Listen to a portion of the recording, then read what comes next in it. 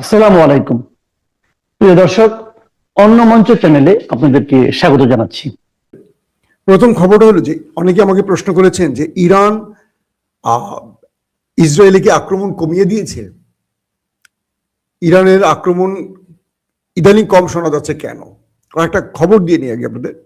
Iran যখন ইসরায়েলে আক্রমণ চালায় কতগুলো দেশ পার হতে হয় জানেন আপনারা? ইরান যে প্রথম মিসাইল বা ড্রোনটা মারে এটা আগে সাগর পার হয়, এটা ঢোকে তারপর সৌদি আরব পার হয়, তারপর ঢোকে না জর্দান পার হয়।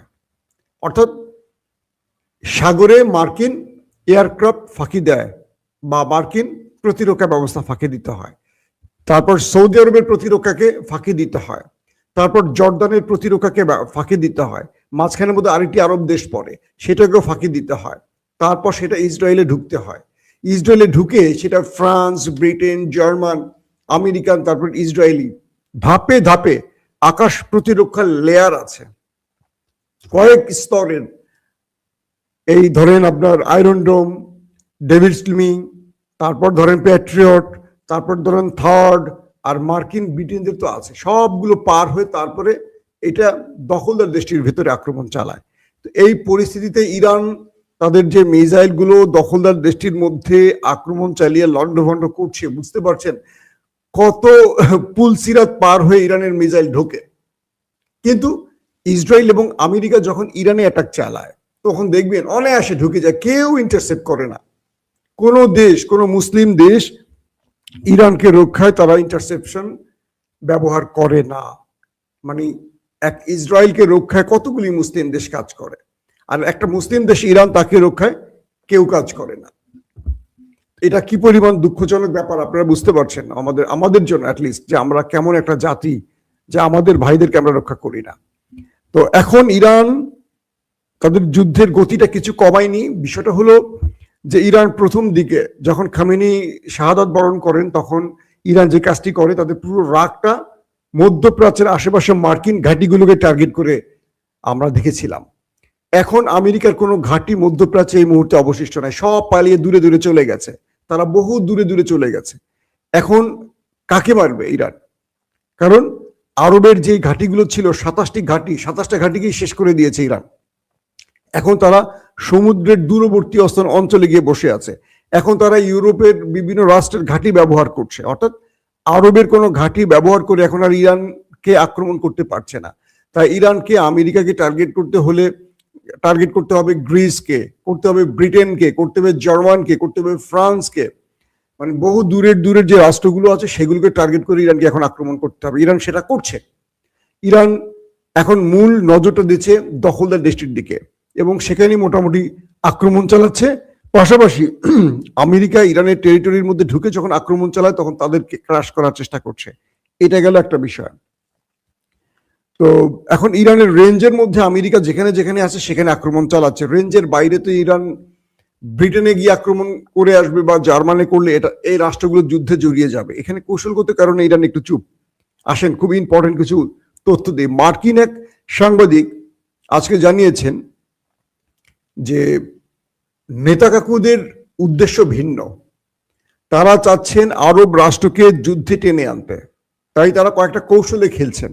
প্রথম কৌশল, তারা মসজিদুল আকসাতে হিট করবেন, অর্থাৎ নেতা কাকুর বাহিনী আক্রমণ চালাবে মসজিদুল আকসায়, করে সেটাকে ধ্বংস করে থার্ড টেম্পল বানাবেন। তারা তাদের উদ্দেশ্য সফল, পৃথিবীকে জানাবেন যে জেরুজালেমের মসজিদুল আকসা হিটটা ইরান করেছে। পুরো আরব দুনিয়া, মুসলিম দুনিয়া ইরানের বিরুদ্ধে লেগে যাবে যুদ্ধে। Number 1 game. সেজন্য ইরান সাম্প্রতিক জেরুজালেমে হিট করেছে, কিন্তু সেটা দখলদারদের অ্যাসেটের উপরে করেছে, তাদের সামরিক ঘাঁটিকে লক্ষ্য করে করেছে। ইরান বলেছে যে আমরা মসজিদুল আকসাকে রক্ষায় এ যাবৎ লড়াই করে সর্বাধিক শহীদ হয়েছে, ইরান বলছে। কিন্তু আমেরিকান সাংবাদিক বলছে, এটা আমাদের মুসলমানরা বলছে না, আমেরিকান সাংবাদিক দেখেন। আর আমাদের সাংবাদিকরা বসে আছে প্রধানমন্ত্রীর চামচামি করে কি কত ভালো প্লট নিতে পারে, এটা সেই আমাদের সেই সাংবাদিকরা এলো সবচেয়ে ভালো সাংবাদিক আর কি এখন।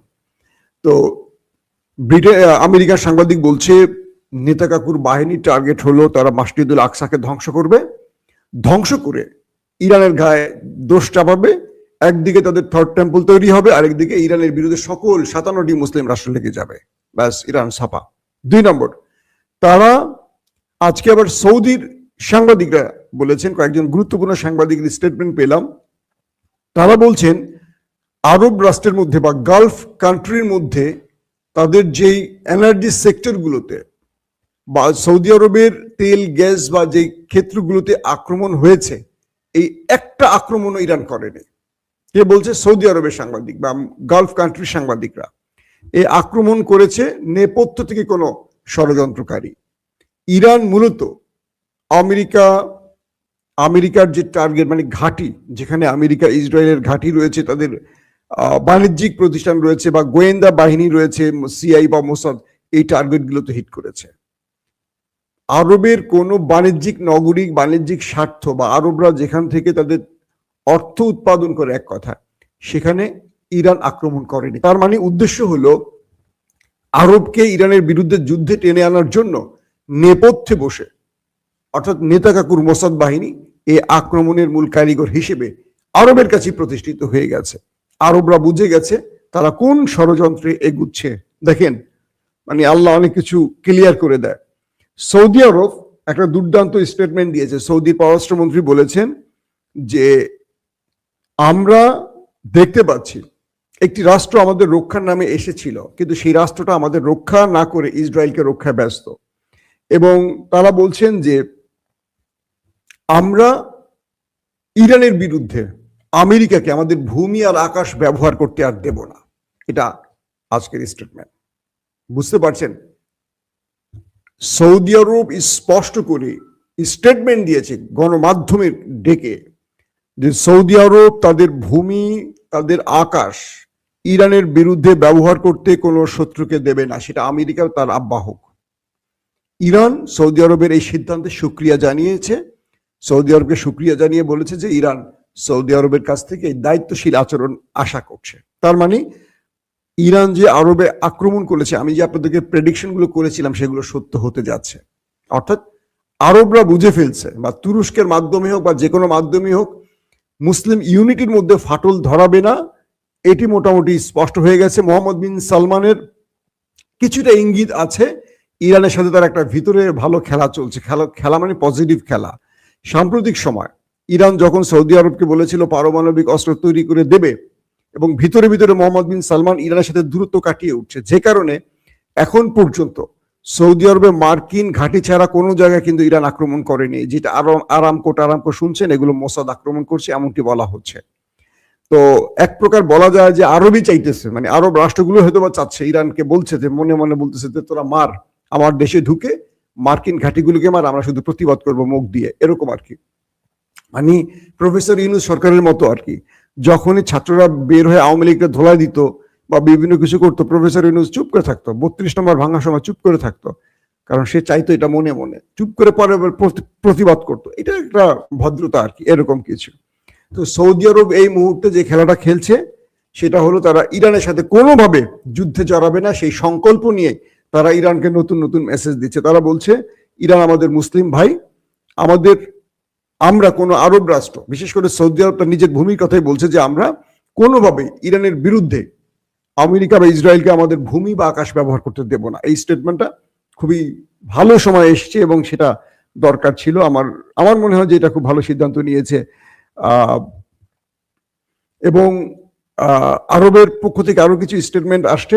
তারা বলছে যে তারা মুসলিম বিশ্বকে ঐক্যবদ্ধ রাখতে চায় এবং কোনোভাবে তারা শত্রুকে, অর্থাৎ তারা উল্লেখই করছে, নেতা কাকুর দেশটির নাম উল্লেখ করে বলেছে যে আরব, পাকিস্তান, ইরান বা পুরো পৃথিবীর কোনো আরব রাষ্ট্র কোনো মুসলমান দেশের শত্রু নয়, কোনো মুসলিম রাষ্ট্র আরবের শত্রু নয়, আমাদের শত্রু একটাই, নেতা কাকুর বাড়ি। বুঝছেন নি? আরব স্পষ্ট করে বলে দিয়েছে। এবং তারা বলছে যে ওই দেশটির নাম উল্লেখ করে বলছে ওই দেশটি পুরো পৃথিবীতে অশান্তি তৈরির মূল কারিগর, এবং তারা মানুষের মধ্যে হত্যাযোগ্য, মানে মানুষকে ফিলিস্তিন থেকে শুরু করে ইরান পর্যন্ত, লেবানন পর্যন্ত প্রত্যেকটি দেশের মধ্যে তারা রক্তারক্তি শুরু করেছে, মানুষ হত্যা করেছে, যুদ্ধ চাপিয়ে দিয়েছে। তারাই আবার শান্তির কথা বলছে। এটা কোনোভাবে সম্ভব নয়। তাদেরকে যুদ্ধ থেকে ফিরে এসে শান্তি খুঁজতে হবে। একেবারে ধোলাই দিয়ে ছেড়ে দিছে নেতাকা করে, যে তাকে মোটামুটি বুঝিয়ে দিছে, তার চরিত্র উন্মোচন করে দিয়েছে আরবের স্টেটমেন্ট, অর্থাৎ সৌদি আরব প্রকাশ্যে নেমে গেছে মাঠে। ইন্ডিয়ার জন্য দুঃসংবাদ আসতেছে। ইরানের এক সাংবাদিক প্রকাশ্যে বলেছেন, ইন্ডিয়া আমাদের আমন্ত্রণ জানিয়েছে আমাদের নৌবাহিনীকে। আমাদের যুদ্ধ জাহাজ ইন্ডিয়া গিয়েছিল মেহমান হিসেবে, সেখানে আমেরিকা এসে আক্রমণ করেছে। কোনোভাবেই সম্ভব না ইন্ডিয়ার অনুমতি ছাড়া তার জলসীমার ভেতরে আমাদের যুদ্ধ জাহাজে আক্রমণ করে। এবং ইন্ডিয়া এই ঘটনা এখন পর্যন্ত কোনো ক্ষমা চায়নি এবং ইন্ডিয়া কোনো ব্যাখ্যা দেয়নি। আমরা ইন্ডিয়ার হিসেব নেব। বলা হচ্ছে ইন্ডিয়ার সাথে নেতানিয়াহুর যে লাস্ট বৈঠকটা, সেখানে নেতানিয়াহু ইন্ডিয়াকে তাদের সেকেন্ড পজিশনে রাষ্ট্র হিসেবে হয়তোবা নেপথ্যে কোন আন্ডারস্ট্যান্ডিং করে আসছেন। কারণটাকে, নেতানিয়াহু আছেন একটা মহা চাপের মধ্যে, বুঝছেন, এবং খুব বাজে একটা সিচুয়েশনের মধ্যে আছেন। কি কারণে? ট্রাম্প বারবারই তার বক্তব্যে বোঝাচ্ছেন যে তিনি ইরান তার কাছে আসছে, ইরান তার সাথে আলোচনা করতে চাইছে, ইরান এই করছে ওই করছে। তো ইরানের পররাষ্ট্রমন্ত্রী আব্বাস আরাকচি স্পষ্ট করে বলে দিয়েছেন তারা আমেরিকার সাথে কোনো রকম যোগাযোগ করেননি। ট্রাম্প বারবারই মিথ্যাচার করছেন। এবং ইরানের পক্ষ থেকে বলা হয়েছে যে আমরা এই সমাধান যুদ্ধের ময়দানে করব, যেহেতু প্রথম বুলেট তারা মেরেছে, শেষ বুলেট আমরা মারব। তো ট্রাম্প বারবারই ইরানকে নিয়ে মিথ্যাচার করছে। এই তথ্যটি ইরানের পক্ষ থেকে প্রকাশ করার পরপরই ট্রাম্প পড়ে গেছেন মাইনকে চিপা, এবং তিনি মোটামুটি বিশ্বের কাছে ধরা পড়ে গেছেন যে তিনি আসলে যুদ্ধ থেকে বাঁচতে বারবার এই কথাটা বলছেন ইরানের নাম দিয়ে। এর মধ্যে ইসরায়েল ট্রাম্পকে লজ্জা দিয়েছে। কি ট্রাম্প, তুমি গোপনে গোপনে ইরানকে টেনে এনে যুদ্ধ থামাতে যাচ্ছ, আমাদেরকে একা মাঠে রেখে আমরা একা ধোলাই খাবো, এই পজিশনে আছে। আসলে মূলত ট্রাম্প এই মুহূর্তে চাইছে এই যুদ্ধ থেকে বেরিয়ে আসতে, কারণ তার দেশের ভেতরে আন্তর্জাতিক চাপ তার উপর বাড়ছে। তার যে উদ্দেশ্য ছিল সেই উদ্দেশ্য সফল। ট্রাম্প সর্বোচ্চ 7 দিন 15 দিন যুদ্ধ করার মানুষ, তিনি লম্বা টাইম যুদ্ধ করার মানুষ না। তিনি যেখানে গেছেন শর্ট টাইম খেলে চলে আসতে চান। তো তার টার্গেট ছিল ইমাম খামেনি এবং সুপ্রিম কমান্ডারদের, সেটা শেষ। এখন ট্রাম্প দেখছেন যে পুরো পৃথিবীতে তিনি মার খাচ্ছেন, তার বাহিনীগুলো বা তার অস্তিত্বে টান পড়ছে। গতকালকে সবচেয়ে বড় খবর হলো ইরান তার মিসাইল এবং ড্রোন দিয়ে আব্রাহাম লিঙ্কনকে হিট করেছে। এখন পর্যন্ত আপডেট জানা যায়নি সেটা কি অবস্থায় আছে, বাট এটুকু বলা হয়েছে মার্কিন যুক্তরাষ্ট্রের পক্ষ থেকে যে ইরানের আক্রমণ হয়েছে, বাট তারা সেখান থেকে দ্রুত সরে গেছে, মানে পালিয়ে গেছে। ইরান এখন কি বলে তাদের যে সবচেয়ে বড় আকাশ প্রতিরক্ষা সিস্টেমের মূল জায়গাটি, কি বলে তাদের রণতরী, সেই রণতরীকে তারা করছে এবং সেখানে ড্রোন এবং মিসাইল মারছে। সেটা ইতিমধ্যে ইরানের জলসীমা থেকে পালিয়ে দূরে চলে গেছে। তার মানে ইরান কোথায় খেলতেছে বুঝতেছেন তো, এটা আমেরিকার সাথে খেলতেছে। এখন ট্রাম্প বলছেন যে ইরান আলোচনা করতে চাইছে, আর ইরান বলছে কোনো আলোচনার জন্য তারা প্রস্তাব দেয়নি, এটি ট্রাম্পের মিথ্যাচার। ইসরায়েল বলছে ইসরায়েল বুঝে গেছে ট্রাম্প এই যুদ্ধ থেকে বাঁচতে চাইছেন। অর্থাৎ ইসরায়েল যখন বুঝতে পারছেন তখন ট্রাম্প হচ্ছে বেকায়দায়। আসলে ট্রাম্প এখন সরে যেতে চান এই যুদ্ধ থেকে, কোনো একটা আলোচনার মাধ্যমে, সেটা তুরস্ক বা কোনো একটা রাষ্ট্রের মধ্যস্থতার মাধ্যমে সরে যেতে চান। প্রয়োজনে যুদ্ধের মাঠে যদি ইসরায়েল থাকুক। আর ইরানও সেটা চায়, যদি ট্রাম্প এই যুদ্ধ থেকে সরে যায় ইরানের জন্য খুবই সুবিধাজনক হবে। কারণ এই যুদ্ধে ইসরায়েলকে একা পাবে ইরান। একা পেলে কি করবে বুঝতে পারছেন। এখন 12টা দেশের সাথে ইরান একা লড়তেছে, সব চলে গেলে শুধু থাকবে মাঠে একটা। আপনাদের 12 দিনের যুদ্ধের কথা মনে আছে, কি মাইটা দিচ্ছে। তো এবার ইরান সেই কাজটাই করছে। আরবরা ইরানের বিরুদ্ধে নামবে না মোটামুটি বোঝা গেছে, এবং আরবরা ওই নেতা কাকুর কূট চাল বুঝে গেছে। এখন নেতা কাকু চিন্তা করতেছে ট্রাম্প যদি যুদ্ধ থেকে চলে যায় তাহলে তো আমার পিঠের চামড়া একটা রাখবে না ইরান, কি করা যায়। এই জন্য তারা স্ট্যান্ড বাই ভারতকে রাখছে। এই জন্য ভারত চুপচাপ এখনো ইরানে মার্কিন অ্যাটাকের পরও কোনো মন্তব্য করেনি। তাই ইরান ভারতের ব্যাপারে সবচেয়ে সোচ্চার হচ্ছে বা প্রস্তুতি নিচ্ছে যে ভারতকে কিভাবে সাইজ করা যায়। ট্রাম্প আরেকটি বক্তব্য দিয়েছেন, তিনি বলেছেন যে ইরানের নতুন সুপ্রিম লিডার, আমি তাকে মানতে রাজি নই, মানে মুস্তফা খামেনির ছেলেকে। তিনি বলছেন আমি শুনেছি ইরানের নতুন সুপ্রিম লিডার নিযুক্ত হয়েছেন, আমি তাকে মানতে রাজি নই। আমি চাই ইরান তাদের যে সুপ্রিম লিডার কাউন্সিল আছে, সুপ্রিম কাউন্সিল, সেখানে আমাকে যোগ করুক। আমি সেই কাউন্সিলে বসে নতুন প্রেসিডেন্টের নাম ঘোষণা করতে চাই। মানে ইরানের সুপ্রিম কাউন্সিলের পার্ট হতে চায়, সদস্য হতে চায় মিস্টার ডোনাল্ড ট্রাম্প। কি সুন্দর, সুবহানাল্লাহ, মাশাআল্লাহ, আলহামদুলিল্লাহ বলেন আমাদের তাবলিগের ভাইরা। ইরানের সুপ্রিম কাউন্সিলের সদস্য হতে যায় মিস্টার ড্রাম চাচ্চু। এখন তিনি বলছেন যে ইরানের নতুন সুপ্রিম লিডার কে হবেন সেটার জন্য আমি মতামত দিব। তার মানে বাংলাদেশ, ভারত, পাকিস্তান এইসব ছোট ছোট দেশগুলোতে রেজিম চেঞ্জ কে ঘটায়, কে ইঞ্জিনিয়ারিং করে রাষ্ট্রপ্রধান প্রধানমন্ত্রী বানায়, কে ইমরান খানকে সরিয়ে দিয়ে শাহবাজ শরীফকে প্রধানমন্ত্রী বানায়, এবার বুঝতে পারছেন তো? সে বলছে ইরান আমার কথা শুনছে না, সবাই আমার কথা শোনে কিন্তু ইরান আমার কথা শুনছে না, আমি যাকে চাচ্ছি তাকে দিচ্ছে না। দিছে কাকে? খামেনির ছেলে মুস্তফাকে, তাকে আমি মানতে রাজি নই। এই অবস্থার মধ্যে এখন আছে। এক কথা বলতে পারি যে ইরান আবারও মার্কিন তেলের ট্যাঙ্কার হিট করছে, যুদ্ধ জাহাজে হিট করছে এবং আব্রাহাম লিঙ্কনও হিট করেছে, বাট আব্রাহাম লিঙ্কনের লাস্ট আপডেট এখনো পাওয়া যায়নি। আবার আমেরিকা বলেছে যদি ইরানের যে কমান্ডাররা আক্রমণ করেছে আমেরিকার উপর, তারা যদি চাকরি ছেড়ে বা তাদের পদ ছেড়ে দিয়ে ক্ষমা চায় তাদেরকে ক্ষমা করে দিব, যদি তারা পদ না ছাড়ে যুদ্ধ চালিয়ে যায় তাদেরকে খুঁজে খুঁজে মারবো। আর ইরান বলছে, ইরানের সদস্যরা বলছে যে শাহাদাতের মৃত্যুর জন্য আমরা প্রস্তুত আছি, তোমরা আমাদের খুঁজে খুঁজে না, প্রয়োজন আমাদের বাড়িতে আসো, আমরা তোমাদের জন্য অপেক্ষায় আছি।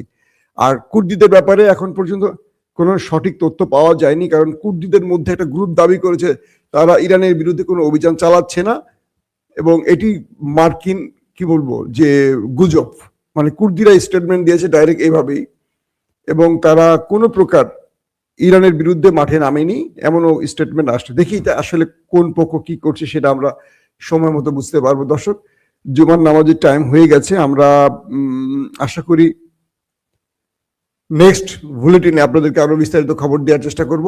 আজকের মতো বিদায় নেই, প্রত্যেকে ভালো থাকবেন, আল্লাহ হাফেজ।